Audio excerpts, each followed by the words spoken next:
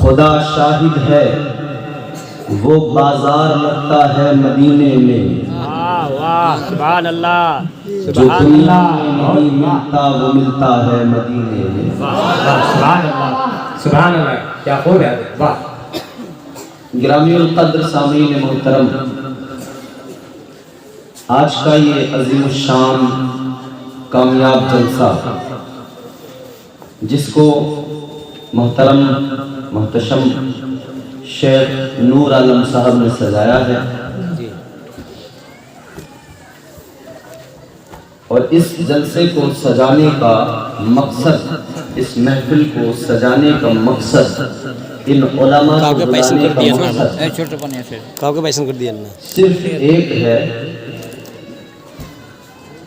کہ آج ان کے مرحوم شہزادے کی برسی ہے، اور اس کی بخشش کی، مغفرت کی دعا کے لیے اس محفل پاک کو سجایا گیا ہے۔ میں سب سے پہلے اللہ تعالیٰ کی بارگاہ میں دعا کرتا ہوں، پروردگار عالم محترم شیخ نور عالم صاحب کے مرحوم شہزادے کی مغفرت فرمائے۔ آمین آمین تم آمین آمین زور سے کہیے، آمین۔ آمین کہنے پر کوئی ٹیکس تو نہیں لگتا ہے نا؟ جی نا، آپ اردو بہت اچھی سمجھتے ہیں، مجھے یقین ہے۔ جی جی کوئی پیسے بھی نہیں دینے پڑتے آمین کہنے پر، صرف ذرا سے ہونٹ ہلانے پڑتے ہیں۔ اس کا فائدہ کتنا بڑا ہے، جب اجتماعی دعا ہوتی ہے، جہاں بہت سارے لوگ جمع ہوں، پھر دعا ہو، حضور نے فرمایا وہاں کوئی نہ کوئی اللہ کا ایسا پسندیدہ بندہ ہوتا ہے، جب وہ آمین کہتا ہے تو اللہ اس ایک کی وجہ سے سب کی دعا کو قبول کر لیتا ہے۔ ہلکی اردو میں کہے سب سمجھے گا انشاءاللہ۔ تو بالکل سلیس آسان لفظوں میں بات ہوگی انشاءاللہ، بے فکر رہیں آپ۔ تو پتہ نہیں کس کی زبان سے آمین نکلے اور اللہ سب کی دعا قبول کر لے، اسی لیے زور سے آمین کہیں۔ آمین۔ اللہ تعالیٰ اس بچے کی قبر میں رحمت و نور کی بارشوں کا نزول فرمائے، اور جتنے لوگ اس محفل میں آئے ہیں، اللہ تعالیٰ ہم سب کو، ان علماء کو دنیا اور آخرت کے عذابوں، بلاؤں، مصیبتوں سے محفوظ فرمائے۔ نیند تو نہیں آ رہی آپ لوگوں کو؟ جتنے لوگوں کو حضور سے سچی محبت ہے، تاجدار مدینہ سے سچا پیار ہے، وہ اپنی پوری بیداری کا اظہار کریں، پوری بیداری کے ساتھ، پوری ایمانداری کے ساتھ رسول اور آل رسول کی بارگاہ میں بلند آواز سے درود شریف پڑھ کر سنائیں۔ پڑھیں اللہم صلی علی سیدنا شفیعنا سیدنا نبینا مولانا صلی اللہ علیہ وسلم علیکہ رسول اللہ، السلام علیکہ حبیب اللہ صلی اللہ علیہ وسلم۔ ایک مرتبہ اور بلند آواز سے درود شریف پڑھیے۔ اللہم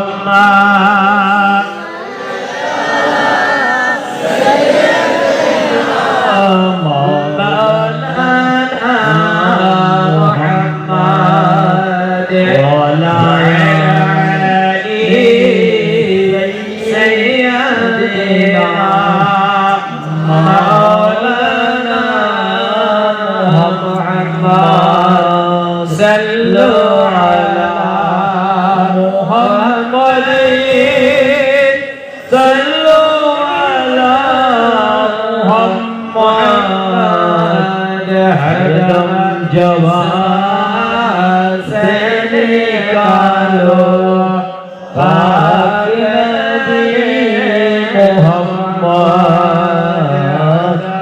جوان سے نکالو شفیعنا محمد صلی اللہ علیہ وسلم۔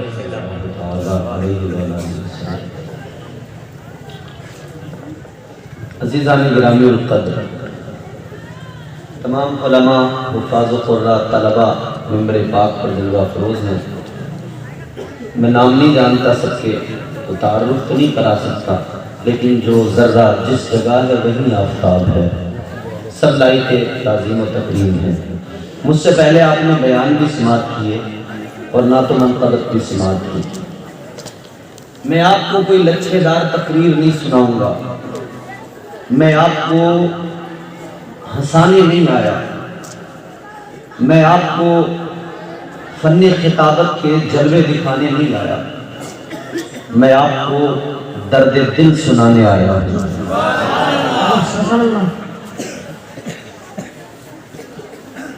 میرے عزیزو،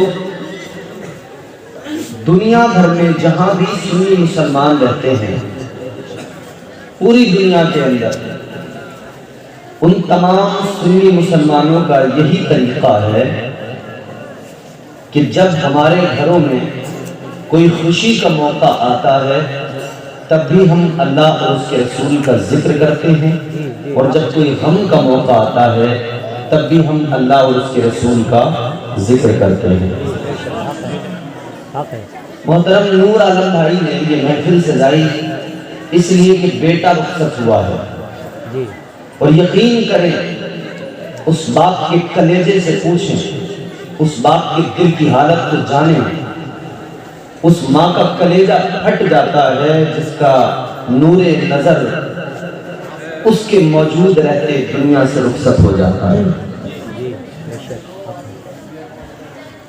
جو آیا ہے دنیا میں اسے ایک نہ ایک دن جانا ہے۔ موت وہ تلخ سچائی ہے کہ جسے ہر انسان کو ہر حال میں تسلیم کرنا پڑتا ہے، ماننا پڑتا ہے۔ زندگی بڑی مختصر ہے، اس زندگی کو بڑے سلیقے سے گزارنا چاہیے۔ کتنے سلیقے سے میں آپ کو بتاتا ہوں، ذرا محبت سے کہیں سبحان اللہ۔ بیدار ہو کے سننا، توجہ سے سننا، انشاءاللہ محظوظ ہوں گے۔ کیسے گزارنی ہے زندگی؟ زندگی اتنے سلیقے سے گزاری جائے، زندگی اتنے سلیقے سے گزاری جائے، جیسے چادر کوئی کانٹوں سے اتاری جائے۔ کانٹوں پہ چادر پڑی ہو، یوں ہی اگر کھینچ لو تو پھٹ جائے گی، تو بڑے سلیقے سے اتارنا پڑتا ہے۔ اسی طرح یہ زندگی ہے۔ مگر جہاں بھی دنیا میں مسلمان ہیں، سنی مسلمان، ہمارا طریقہ ہے کہ جب ہمارے یہاں کوئی ہمارا اپنا دنیا سے جاتا ہے تو ہمارے یہاں سب سے پہلا کام کیا ہوتا ہے کہ اس کے لیے مغفرت کی دعا کرتے ہیں۔ مرنے والا جیسے اس کا انتقال ہوا، جیسی خبر ملی، فوراً کیا کہتے ہیں؟ اللہ اس کی مغفرت فرمائے، اللہ اس کی بخشش فرمائے، دعا کرتے ہیں۔ اور وہ دعا تیجے کے نام سے، سویم کے نام سے، یا 10واں 20ویں کے نام سے، 40ویں کے نام سے منسوب ہو، یا برسی کے نام سے منسوب ہو۔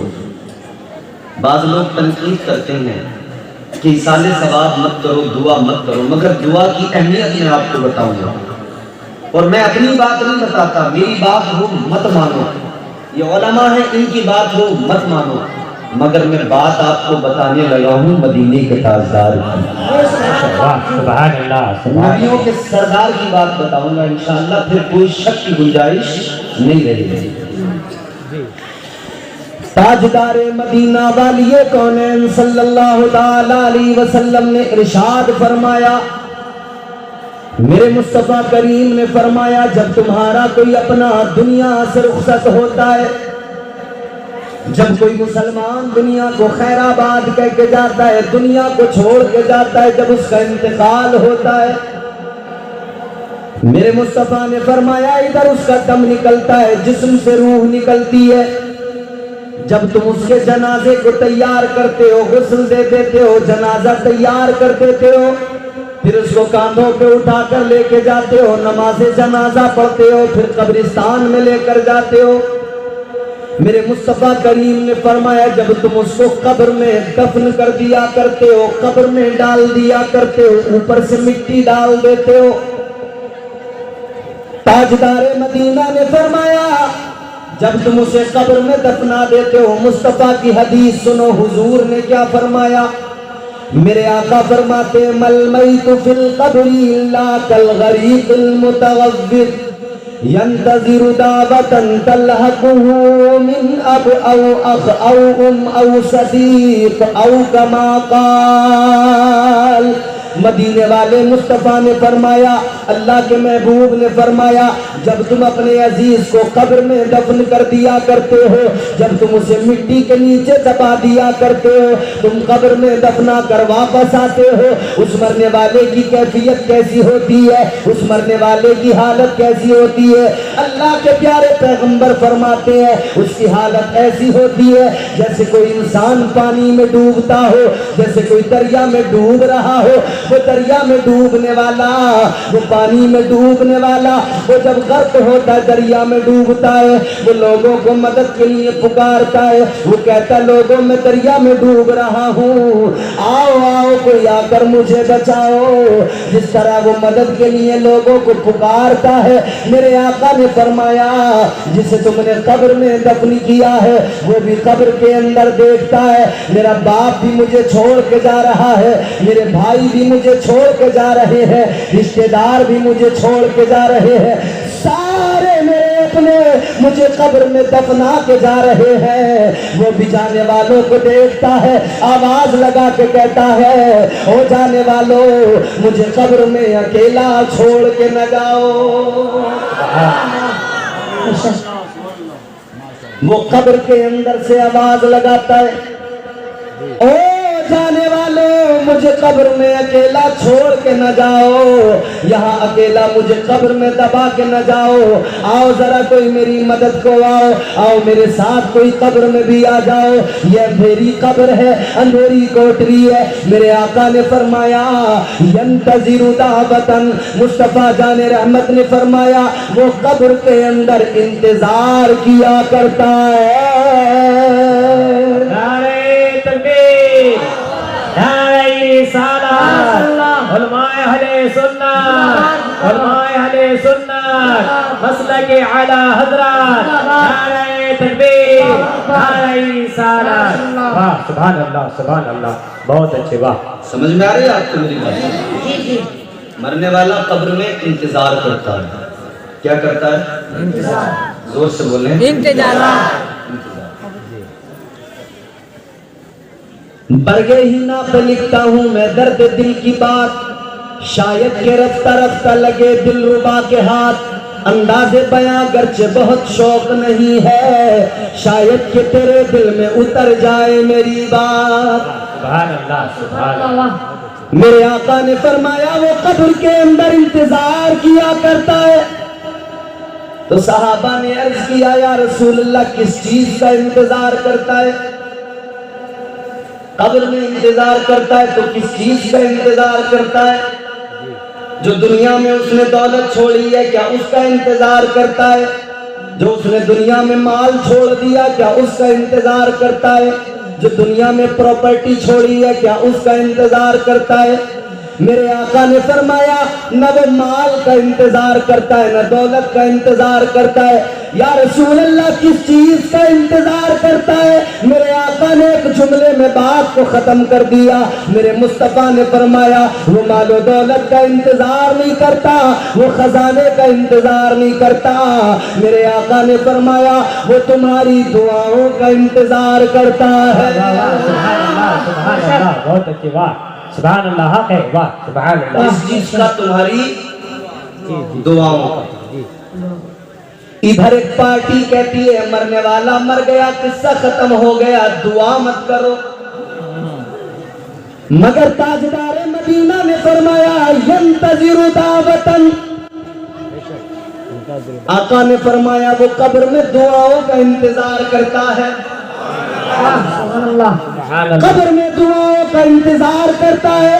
یا رسول اللہ کس کی دعا کا انتظار کرتا ہے, کس کی دعاؤں کا منتظر ہوتا ہے؟ میرے آقا نے فرمایا مرنے والا اپنے باپ کی دعا کا انتظار کرتا ہے, اپنی ماں کی دعا کا انتظار کرتا ہے, بھائی کی دعا کا انتظار کرتا ہے, دوست کی دعا کا انتظار کرتا ہے. مرنے والا قبر میں رشتہ دار کی دعا کا انتظار کرتا ہے, اپنوں کی دعاؤں کا انتظار کرتا ہے. تو جب وہ انتظار کر رہا ہے تو یا رسول اللہ اگر اس کے لیے دعا کی جائے, آقا اگر اس کے لیے ہاتھ اٹھا کر مغفرت کی دعا کی جائے تو یا رسول اللہ اسے فائدہ کیا پہنچتا ہے؟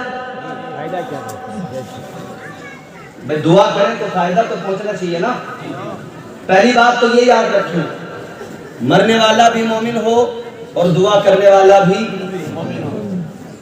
اگر مرنے والا کافر ہے, دعا کرنے والا مومن ہے, دعا کا کوئی فائدہ نہیں. مرنے والا اگر مومن ہے, دعا کرنے والا کافر ہے, دعا کا کوئی فائدہ. مرنے والا بھی مومن ہو, دعا کرنے والا بھی بولو مومن ہو, پھر دعا کا فائدہ. اب سنیں, یا رسول اللہ اگر دعا کی جائے تو مرنے والے کو فائدہ کیا پہنچتا ہے؟ تو میرے مصطفیٰ نے فرما دیا, مدینے کے سلطان نے اعلان کر دیا, آقا نے فرمایا فَأَنزَلَ اللَّهُ تَعَالَى عَلَىٰ أَهْلِ الْقُبُورِ كَأَمْثَالِ الْجِبَالِ مِنْ دُعَاءِ أَهْلِ الدُّنْيَا. میرے آقا نے فرمایا اللہ تبارک و تعالی زندوں کی دعاؤں کی برکت سے مرنے والے کی قبر میں پہاڑوں کے برابر نور نازل کر دیتا ہے. سبحان اللہ, سبحان اللہ, بہت اچھے, واہ, اتنا نور پہاڑوں کے برابر, پہاڑوں کے برابر. ذرا دل لگا کے سنیں, میں آپ کو دل کا درد سناؤں گا ابھی. میری عادت ہے میں لوگوں کو ہنساتا نہیں, میں لوگوں کو آخرت کی یاد دلانے کی کوشش کرتا ہوں. یہ دنیا تو فانی ہے میرے بھائی, اسی میں الجھ کر رہ گئے, اس کی رنگینیوں میں کچھ ہاتھ نہیں لگنے والا. قبر میں پہاڑوں کی برابر نور آ جاتا ہے. پہاڑ کتنے بڑے ہوتے ہیں, اتنا نور قبر کے اندر, اتنا اجالا قبر کے اندر. وہ مرنے والا اللہ کی بارگاہ میں کہتا ہے من این لی ھذا, اے میرے مولا یہ میری قبر میں کہاں سے آ گیا؟ یا اللہ میری قبر میں اجالا کہاں سے آیا؟ یا اللہ میری قبر میں نور کہاں سے آیا؟ اے مولا میں تو گناہگار تھا, اے پروردگار میں تو سیاہکار تھا, میری قبر میں اندھیرا تھا, لیکن مولا میری قبر میں اجالا کیسے آیا؟ اللہ فرماتا ہے باستغفار ولدک لک, اللہ فرماتا ہے او میرے بندے یہ بات سچ ہے, تو گناہگار تھا, یہ بات سچ ہے تیری قبر میں اندھیرا تھا, مگر سن لے ادھر دنیا میں تو نے اپنا بیٹا چھوڑا, وہ بیٹا تیرے لیے ہاتھ اٹھا کے دعا کر رہا تھا, اس بیٹے نے ہاتھ اٹھائے دعا کی, اس نے کہا اللہ میرے ابا کی مغفرت کر دے, اللہ میرے ابا کو بخش دے. اللہ فرماتا ہے ادھر تیرے بیٹے نے دعا کی, ادھر تیرے بیٹے نے ہاتھوں کو اٹھایا, ادھر میری رحمت کو جوش آ گیا, ادھر تیرے بیٹے نے دعا کی, ادھر میری رحمت کو جوش آیا, میں نے اس کی دعا کو قبول کر لیا, تیری قبر کو روشن کر دیا, تیری قبر کو منور کر دیا, تیری قبر میں اجالا کر دیا, تیری قبر میں روشنی کر دی. اے لوگوں یہ تو پتہ لگ گیا بیٹا باپ کے لیے دعا کرے تب بھی قبر میں نور آتا ہے, باپ بیٹے کے لیے دعا کرے تب بھی قبر میں اجالا ہو جاتا ہے. سبحان اللہ, سبحان اللہ, واہ بے شک, بہت اچھے, واہ, سبحان اللہ. کوئی اپنا دنیا سے جائے کسی کی باتوں میں نہیں آنا, اپنے عزیزوں کے لیے دعائے مغفرت کرتے رہنا. یہ جلسہ بھی دعائے مغفرت کا ایک طریقہ ہے. نور عالم بھائی نے جلسہ سجا کے اپنے بیٹے کے لیے دعا کا اہتمام کیا ہے. بولو دعا کا اہتمام کیا کہ اللہ میرے بیٹے کے درجات کو بلند کر دے. یہی تو ان کی خواہش ہے. مجھے انہوں نے اتنی دور سے یو پی سے بلایا ہے کس لیے کہ لوگوں کو کچھ میں دین کی باتیں بتا سکوں, مصطفیٰ کا پیغام پہنچا سکوں. اے لوگوں اللہ تبارک و تعالیٰ نے حضور نبی آخر الزمان ہم کو عطا کیے, یہ اللہ کا بڑا فضل ہے. سمجھ رہے ہیں, نبی تو دنیا میں بہت آئے, رسول تو بہت آئے, مگر اللہ نے ہمیں حضور کا امتی بنایا. محبوب کا امتی بنایا۔ فضل رب العلا اور کیا چاہیے، سبحان اللہ فضل رب العلا اور کیا چاہیے، فضل رب العلا اور کیا چاہیے، ارے مل گئے مصطفیٰ اور کیا چاہیے۔ مصطفیٰ کیا چاہے، سبحان اللہ، بہت اچھے، واہ واہ۔ حضور کی امت میں اللہ نے ہمیں پیدا کیا، مذہب دیا تو لاجواب، رسول دیا تو لاجواب، قرآن کتاب دی تو لاجواب، جو کچھ دیا اللہ نے ہمیں لاجواب عطا کیا، اور ہمیں بھی ساری امتوں میں اللہ نے لاجواب کرا۔ سبحان اللہ سبحان اللہ۔ اللہ نے قرآن مجید میں اعلان فرما دیا، کنتم خیر امت اخرجت للناس، سبحان اللہ، بے شک اللہ نے اس امت کی اہمیت اور اس کی فضیلت قرآن مجید میں بیان فرمائی ہے۔ اے میرے عزیزو، اللہ تبارک و تعالیٰ نے تمہیں اور مجھے خیر امت کے خطاب سے نوازا ہے، اللہ کا بڑا احسان ہے، اور حضور اللہ نے دیے، حضور نے امت کو قرینہ زندگی عطا کیا ہے۔ بے شک ہے، سبحان اللہ سبحان اللہ۔ حضور نے جینے کا سلیقہ سکھایا ہے، دستور حیات دیا ہے، جو دنیا میں آیا ہے مرنا ضرور ہے اسے، مگر زندگی ایسے گزارو جیسے مصطفیٰ کے فرامین اور مصطفیٰ کی شریعت سکھاتی ہے۔ ہر انسان کو مرنا ہے، قبر میں جانا ہے۔ اللہ نے قرآن میں فرما دیا، منہا خلقناکم وفیہا نعیدکم ومنہا نخرجکم تارۃ اخری۔ قبر پہ مٹی ڈالتے وقت بھی پڑھتے ہیں ہم لوگ، اور یہ بتاتے ہیں اور خود بھی سمجھتے ہیں، بار بار ریپیٹ کرتے ہیں۔ اللہ نے فرما دیا، تمہیں میں نے اسی مٹی سے پیدا کیا ہے۔ اصل کیا ہے؟ مٹی، اسی مٹی سے پیدا کیا ہے، اور پھر اللہ فرماتا ہے کہ پھر اسی مٹی میں تم کو ملا دیا جائے گا۔ مٹی اصل ہے، ہم مٹی سے بنے ہیں، اور پھر ہمیں مٹی میں ہی ملنا ہے، اور پھر ایک دن آئے گا کہ اللہ اسی مٹی سے پھر ہمیں دوبارہ